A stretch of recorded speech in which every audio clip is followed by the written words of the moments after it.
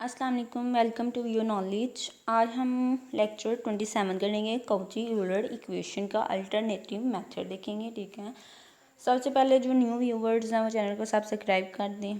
ठीक है, ताकि आपको सबसे पहले वीडियो मिल सके। ठीक है, लेक्चर 26 में हमने किया था कौची यूलर इक्वेशन को सॉल्व करने का मेथड। ठीक है, तो लेक्चर 27 में भी हम कौची यूलर इक्वेशन को सॉल्व करने का अल्टरनेटिव मेथड देखेंगे, एक और मेथड देखेंगे। ठीक है, तो करते हैं हम स्टार्ट।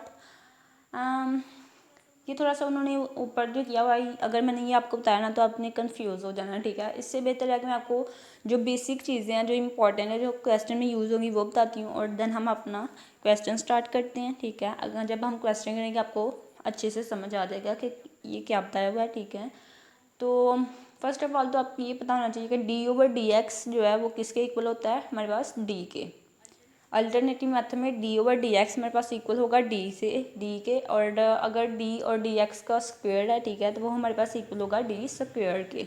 इसी तरह अगर हमारे पास d/dt है तो d/dt हमारे पास इक्वल होगा डेल्टा के। ठीक है, और अगर d डिवाइडेड बाई dt का स्क्वायर है तो वो हमारे पास किसके इक्वल होगा, डेल्टा स्क्वायर के। एक और नोटेशन है हमारे पास, अगर हमारे पास एक्स डी है तो एक्स डी हमारे पास किसके इक्वल होगा, डेल्टा के। ठीक है, अब आपको इन नोटेशंस का पता चल गया, डी किसके इक्वल होता है हमारे पास, डेल्टा, और एक्स डी किसके इक्वल होता है। ठीक है, इन तीनों नोटेशंस को यूज़ करते हुए हमने अल्टरनेटिव मेथड से इन क्वेश्चंस को सॉल्व करना है। ये देखें, एक्स डी इक्वल होता है डेल्टा के।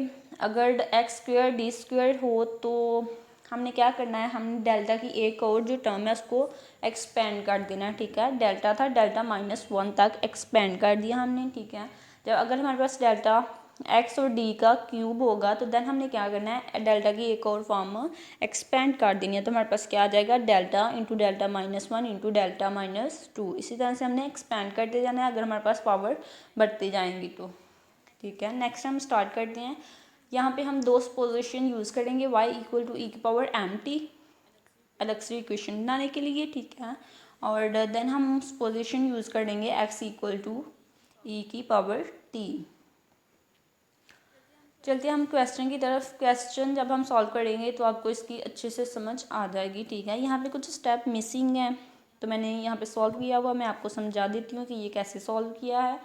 ठीक है, तो एग्जाम्पल 1 लेक्चर 27 की है। ठीक है, हमारे पास क्वेश्चन क्या है, एक्स स्क्वायर डी वाई का square divided by d x square -2x dy divided by d x -4y equal to 0।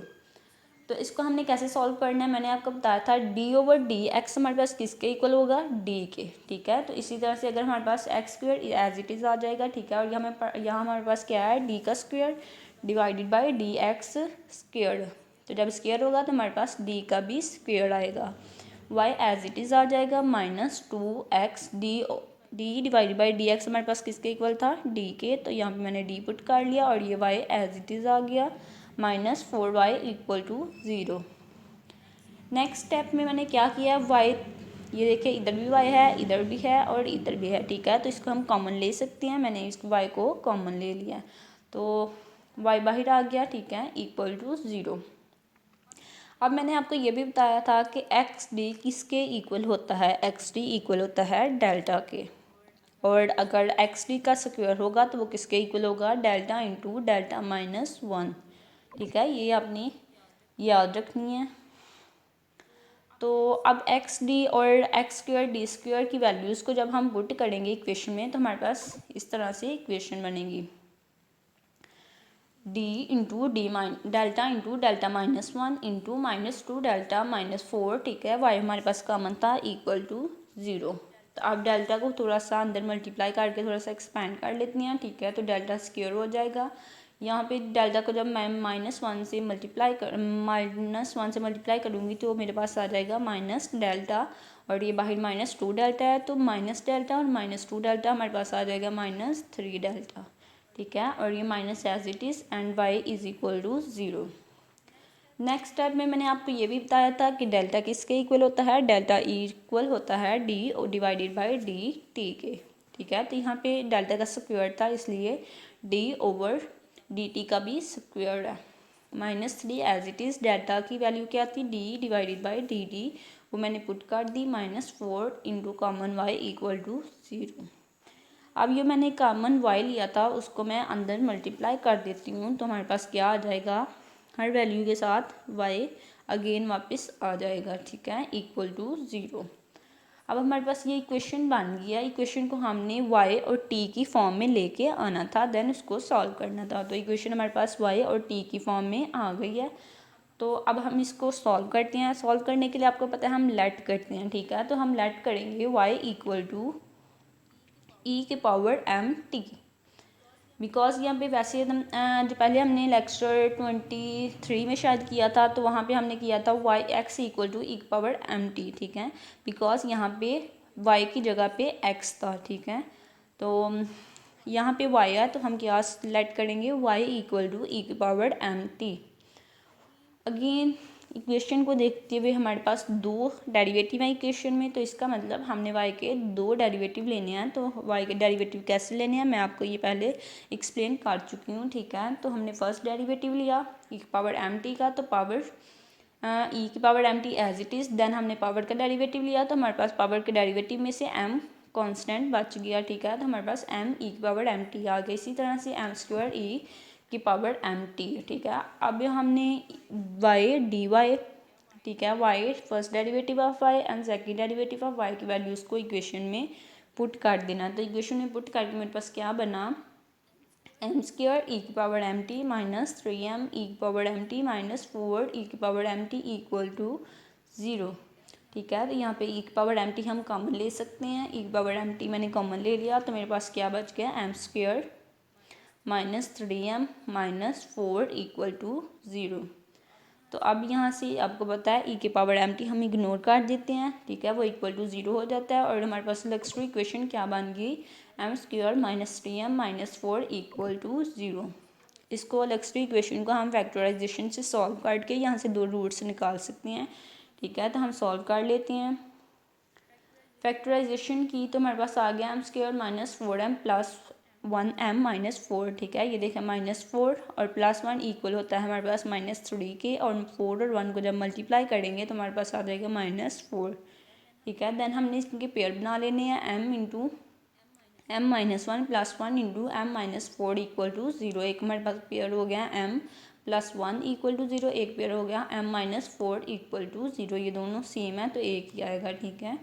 तो m + 1 इक्वल टू 0 में जब हम 1 को इक्वल के दूसरी साइड पे लेके जाएंगे तो हमारे पास आ जाएगा -1, और यहाँ पे -4 को जब हम इक्वल के दूसरी साइड पे लेके जाएंगे तो हमारे पास आ जाएगा 4। तो एम स्क्वायर हमारे पास क्या हो गया, 4। अब हमने देखना है कि रूट्स रियल और डिस्टोनिक्ट हैं, ठीक है। रूट रियल और रिपीटेड या कॉम्प्लेक्स हैं, ठीक है। तो हमारे पास यहाँ पे रूट रियल और डिफरेंट रूट्स हैं, डिस्टोनिक्ट रूट्स हैं, ठीक है। तो हमारे पास हमें पता है कि जब हमारे पास रूट रियल और डिस्टोनिक्ट होता है तो हमारे पास क्या इक्वेशन होती है, मैंने यहाँ पे आपकी याद दहानी के लिए लिख दिया है कि y equal to c1 x की power m1 plus c2 x की पावर m2, ये हमारे पास इक्वेशन होती है। इस इक्वेशन में सिंपल हमने वैल्यूज़ पुटअप कर देनी है m1 और m2 की, जो हमारे पास रूट्स आए हैं, ठीक है। तो -1 m1 रूट है और 4 m2 रूट्स है। जस्ट हमारा ये जनरल सोल्यूशन आ गया। नेक्स्ट हम देखते हैं एग्जाम्पल, ये देखें सेम एज इट इज़ आया है, ठीक है। नेक्स्ट हम देखते हैं एग्जाम्पल 2। एग्जाम्पल 2 हमारे पास, ठीक है, मैं इधर ही आपको सॉल्व करके दिखा देती हूँ, उधर उन्होंने कुछ स्टेप मिसिंग किए हुए हैं। तो एग्जाम्पल 2 हमारे पास क्या है, 4x² dy का double derivative plus 8x dy का फर्स्ट डेरिवेटिव, ठीक है, प्लस y इक्वल टू 0। ये देखें यहाँ पे फिर हमारे पास y और x है, ठीक है। तो हमें इक्वेशन में क्या वेरिएबल्स चाहिए, y और t, ठीक है। तो यहाँ पे t बनाने के लिए हम ये सारा प्रोसीजर कर रहे हैं, ठीक है। तो मैंने आपको बताया था d डिवाइडेड बाई dx हमारे पास किसके इक्वल होता है, d के। तो यहाँ पे d का स्क्वायर डिवाइडेड बाई dx का स्क्वायर है, ठीक है। तो हमारे पास d का भी स्क्वायर आ जाएगा। 4x² हमारे पास एज इट इज़ आ गया। यहाँ पे d ओवर dx को स्क्वायर की जगह हमारे पास d² आ गया, y as it is plus 8x as it is, ठीक है। d डिवाइड बाई dx की जगह हमारे पास d आ गया और y as it is plus y equal to 0। Next step में 4x², ठीक है, तो मैंने यहाँ पे y कॉमन ले लिया, ये देखें एवरी टर्म में y इन्वॉल्व था तो y मैंने कॉमन ले लिया इक्वल टू 0।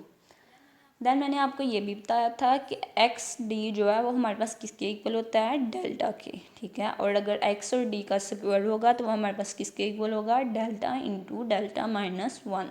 ये 2-3 चीज़ें हैं जो आपने याद रखनी है। दूसरा सारा क्वेश्चन जो है वो सेम है जैसे हम पहले करते हैं, ठीक है। तो जब हम ये वैल्यूज़ एक्स डी और एक्स डी का स्क्वायर की वैल्यूज़ हम इस इक्वेशन में पुट करेंगे तो हमारे पास कुछ इस तरह से इक्वेशन बन जाएगी। 4 ये एक्स स्क्वायर डी स्क्वायर की जगह हमारे पास क्या आ गया, delta into delta minus 1 plus 8 x d की जगह हमारे पास आ गया delta plus 1 into y equal to 0, ठीक है। तो y को हमने अंदर मल्टीप्लाई कर दिया, ठीक है।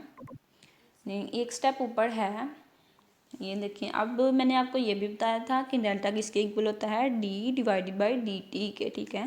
तो यहाँ पे डेल्टा का स्क्वायर है तो इट्स मीन कि D divided by d T का भी स्क्वायर होगा, ठीक है। प्लस 4 डेल्टा की जगह d divided by d t plus 1 into y equal to 0।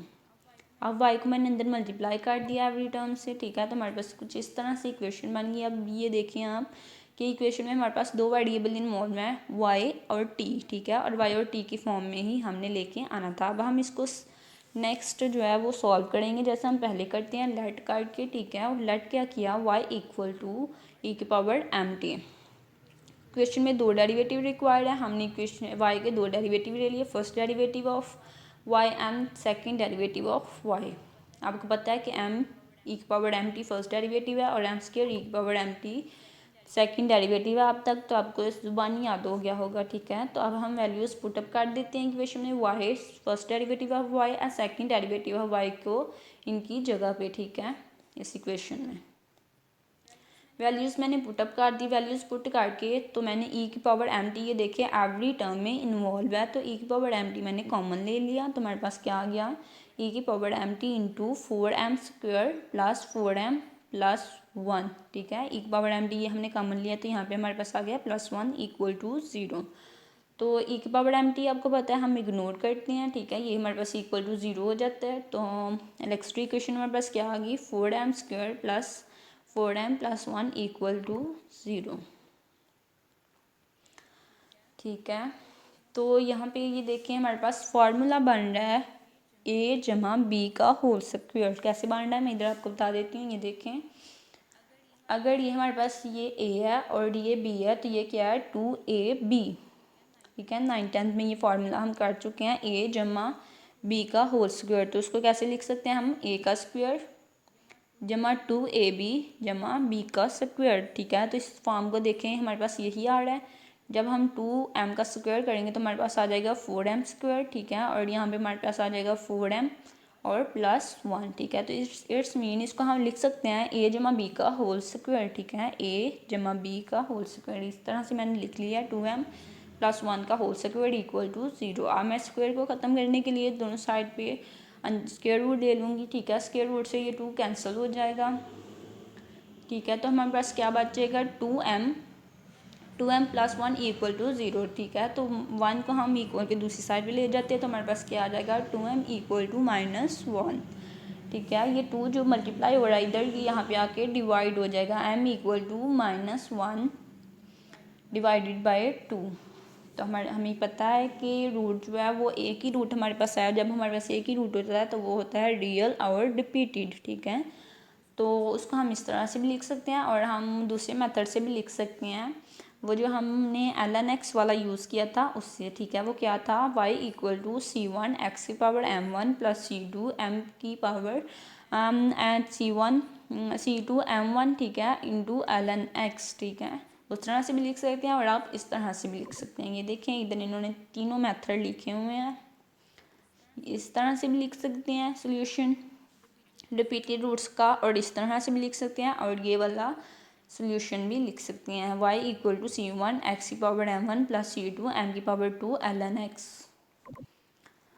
Next हम देखते हैं एग्जाम्पल 3, ठीक है। एग्जाम्पल 3 भी उसी तरह से है, सेम मेथड है, ठीक है। मैं आपको थोड़ा सा एक्सप्लेन कर देती हूँ कि कैसे सॉल्व किया हुआ। नेक्स्ट आपने कुछ करना है, इनिशियल वैल्यू प्रॉब्लम है। इनिशियल वैल्यू प्रॉब्लम क्यों है, यहाँ पे हमें दो बाउंड्री कंडीशंस दी हैं, इनकी वजह से ये इनिशियल वैल्यू प्रॉब्लम है, ठीक है। तो इसको हमने कैसे सॉल्व करना है,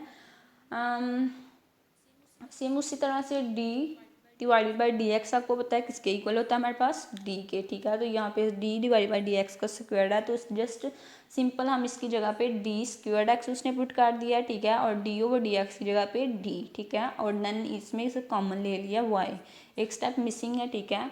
तो पहले यहाँ पे वाई वाई लिखा था, ठीक है, लिखना था, ठीक है, देन सेकंड स्टेप में उसने वाई कॉमन लेना था, ठीक है, बस उसने दोनों स्टेप्स जो हैं वो एक ही स्टेप में कर दिए हैं, तो आपने कंफ्यूज नहीं होना।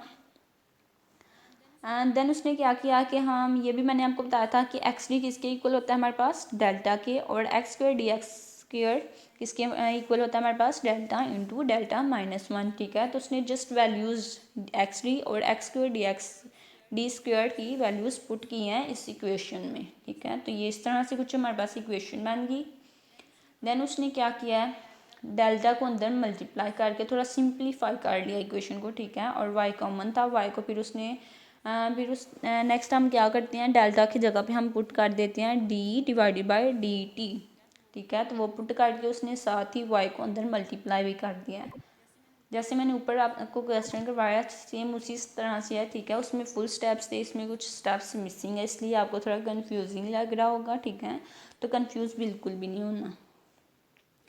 तो इसको थोड़ा सिंप्लीफाई करके, ठीक है, तो हमारे पास इक्वेशन लेट करके y equal to e power m t, ठीक है। देन उसके हमने दो डेरिवेटिव लिए, उन डेरिवेटिव को हमने y फर्स्ट डेरिवेटिव और सेकंड डेरिवेटिव के y उसकी जगह पे पुट कर दी वैल्यूज़, ठीक है।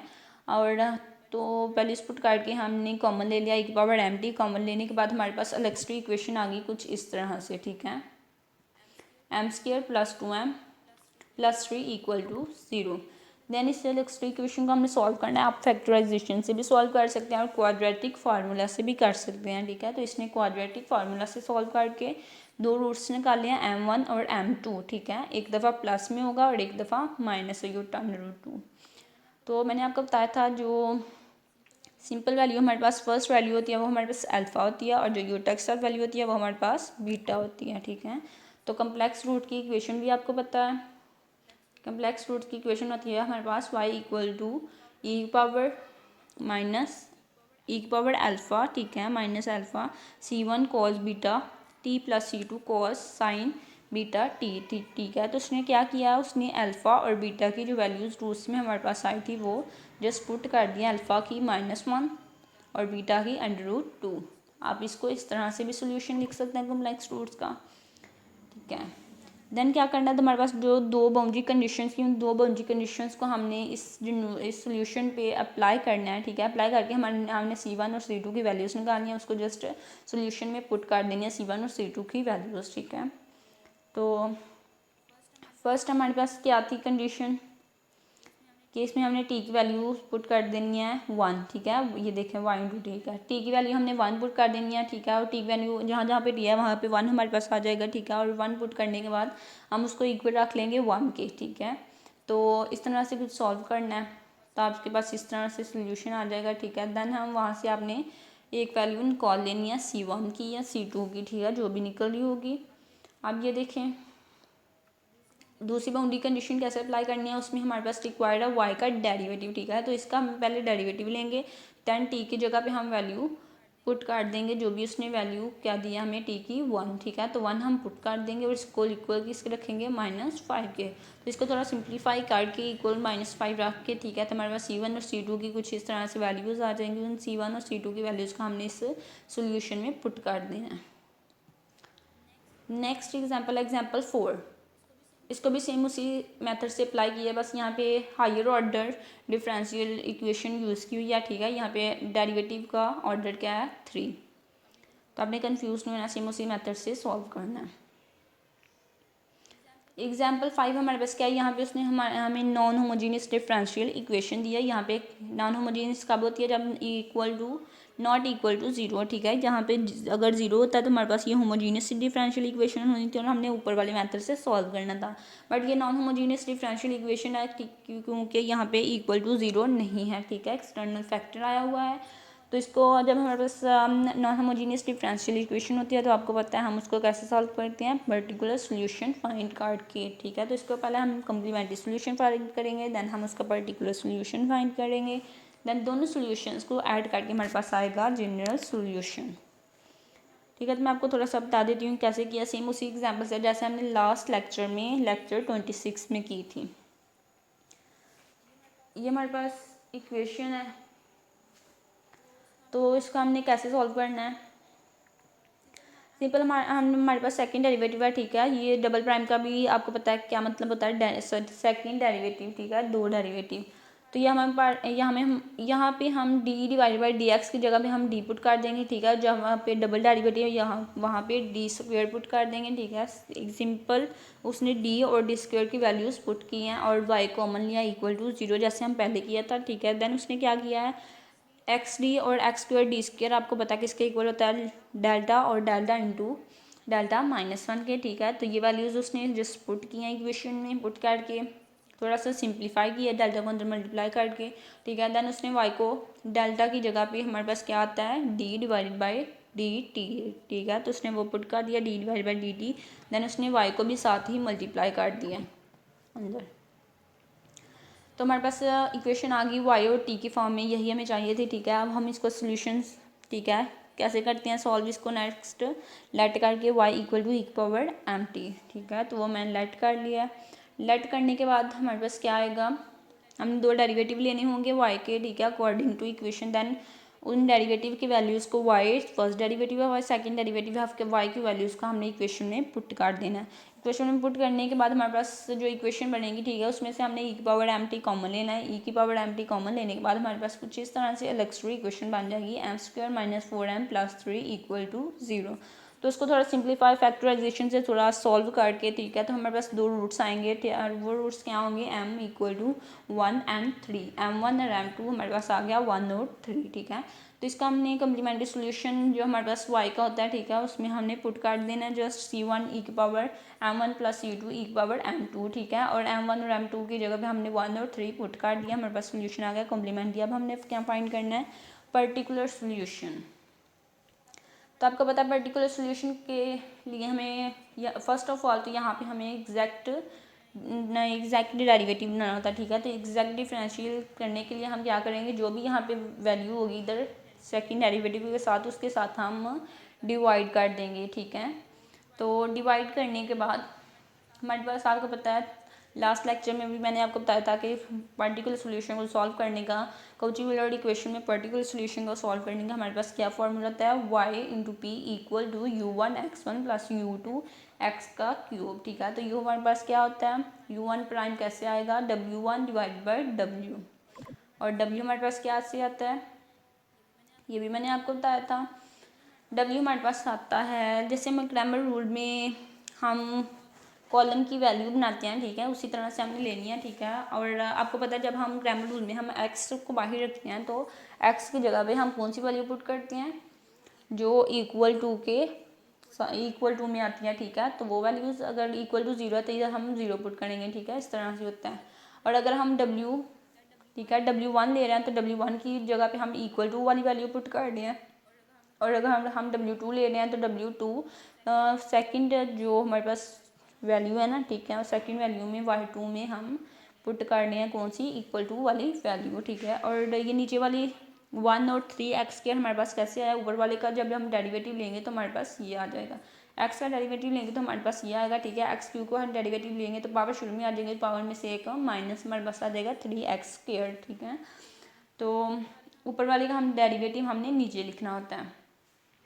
देन इसका डिटर्मिनेंट लेना होगा। डिटर्मिनेंट आपको पता है हम कैसे लिखते हैं, ठीक है, ये वाली x और 3x² को हम मल्टीप्लाई करते हैं, ठीक है, दरमियान में हम माइनस लगाते हैं, देन हम x का क्यूब और 1 को मल्टीप्लाई करते हैं इसको थोड़ा, देन इस इक्वेशन को सॉल्व करके जो मैंने लिखवाई है उसको आपने सॉल्व करना है, सॉल्व करके आपके पास आ जाएगा 2x³। इस तरह से आपने वो w1 निकालना है और w2 निकालना है, ठीक है। देन हमने क्या करना है, देन आपने ये जो फार्मूला था u1 प्राइम कैसे निकलेगा, w1 / w, ठीक है। तो आपने w1 का जो वैल्यू आई है उसको ऊपर रखना है, ठीक है। और जो w की वैल्यू है उसको नीचे रख के आपने डिवाइड कर लेना है, ठीक है। डिवाइड करके आपके पास कुछ इस तरह से ये देखें, 2 से कैंसिल हो जाएगा और x3 ऊपर x5 है, ठीक है। तो x3 कैंसिल हो जाएगा x3 से और यहाँ वहाँ पे x2 बच जाएगा, ठीक है। तो ये यहाँ पे हमारे पास आ जाएगा -x2 और d की पावर x एज इट इज़, ठीक है। इस तरह से इसको भी आपने u2 भी निकालना है, ठीक है। निकाल के आपने क्या करना है, ये जो हमारे पास वैल्यू आ रही है इसका हमने इंटीग्रल लेना होता है। इंटीग्रल कैसे लेना है, इसका भी आपने एक्स का भी इंटीग्रल लेना है और इसका भी लेना है, ठीक है। तो यहाँ पे उसने बताया हुआ, मैंने भी आपको कल ये फार्मूला बता दिया था कि इंटीग्रेशन हम कैसे करते हैं। सेम उसी स्टेप से आपने इंटीग्रेशन कर लेनी है u1 और u2, ठीक है। तो आपको पता है एक्स की इंटीग्रेशन एक्स ही होती है, ठीक है। u2 की भी इंटीग्रेशन होगी। अब आपने क्या करना है, पर्टिकुलर सोल्यूशन कैसे निकालते हैं, जनरल सोल्यूशन, ठीक है। जनरल सोल्यूशन और पर्टिकुलर सोल्यूशन को ऐड करके हमारे पास आता है जनरल सोल्यूशन, ठीक है। कॉम्प्लीमेंट्री सोल्यूशन हमारे पास ये आया था इतना 3 तक और पर्टिकुलर सोल्यूशन हमारे पास क्या आया है, ये वाला, ठीक है। दोनों को हमने ऐड करके हमारे पास आ गया जनरल सोल्यूशन। नेक्स्ट हमारे पास एग्जाम्पल है एग्जाम्पल 6, ठीक है। वो भी नॉन होमोजीनियस डिफरेंशियल इक्वेशन है, उसको भी आपने सिंपल इसी मेथड से सॉल्व कर लेना है जिस तरह से मैंने आपको करवाया है। नेक्स्ट एक्सरसाइज में आपने कुछ क्वेश्चन जो शॉर्ट क्वेश्चन है वो आपने कर लेने हैं, क्योंकि पेपर में टाइम जो है वो लिमिटेड होता है और शॉर्ट क्वेश्चंस ही आते हैं, ठीक है। बिकॉज सिंबल्स भी ढूंढने होते हैं, ठीक है। अगर आपको वीडियो अच्छी लगी हो, ठीक है, और कुछ अच्छी लगी हो तो आप चैनल को लाइक एंड सब्सक्राइब कर दें और शेयर कर दीजिएगा, ठीक है। अगर आपको किसी स्टेप की नहीं समझ आई, कुछ समझ नहीं आया तो आप कमेंट में पूछ सकते हैं।